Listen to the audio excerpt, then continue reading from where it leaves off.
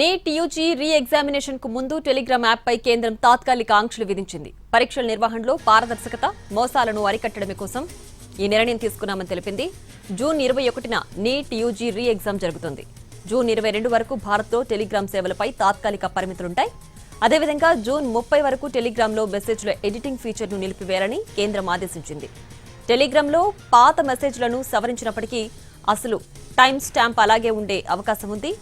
దీన్ని వాడుకుని పరీక్ష పేపర్ లీక్ అయినట్లు నకిలీ ఆధారాలు సృష్టించే ప్రమాదం ఉంది.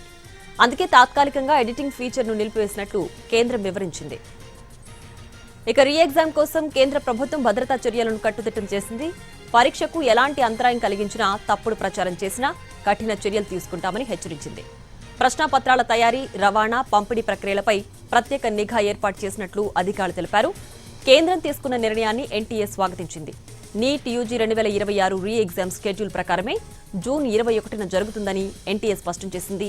సోషల్ మీడియా వదంతులను నమ్మకుండా అధికారిక ఎన్టీఏ ప్రకటనలే అనుసరించాలని అభ్యర్థులను కోరింది.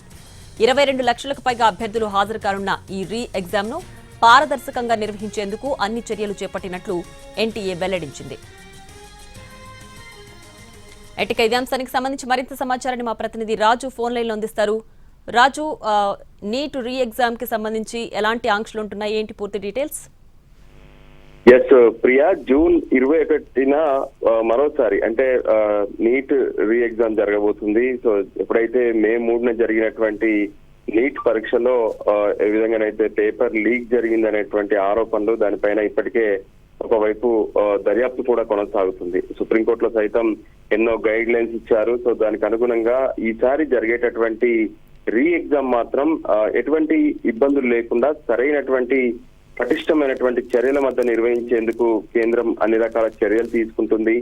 అందులో భాగంగానే సోషల్ మీడియా పైన ప్రధానంగా దృష్టి పెట్టారు. ఎందుకంటే ఈ పేపర్ లీక్ అయినటువంటి వార్తలను పుకార్లుగా సృష్టించడం ఒకటైతే, మరోవైపు ఈ పేపర్ ను లీక్ చేసేందుకు ఉపయోగించేటటువంటి ఛానల్స్ కూడా ఎక్కువగా సోషల్ మీడియా వేదికగా అది టెలిగ్రామ్ నే ఎక్కువగా ఉపయోగించుకున్నటువంటి పరిస్థితి ఉంది. సో ఈ నేపథ్యంలో ప్రత్యేకంగా ఏ విధంగానైతే అంటే పరీక్ష జరిగే రోజు తర్వాత రోజు వరకు కూడా ఎట్టి పరిస్థితుల్లోనూ ఈ టెలిగ్రామ్ అనే దానిపైన పూర్తిగా ఆంక్షలు పెట్టేందుకు కేంద్రం నిర్ణయం తీసుకున్నట్టుగా తెలుస్తుంది. అందులో భాగంగానే దేశవ్యాప్తంగా ఉన్నటువంటి వైద్య విద్యార్థులపై ఎటువంటి ప్రభావం పడకుండా ఈ చర్యలు తీసుకుంటూ టెలిగ్రామ్ పైన ఆంక్షలు విధించినట్టుగా స్పష్టంగా అర్థమవుతుంది. Right Raju, thanks for the updates.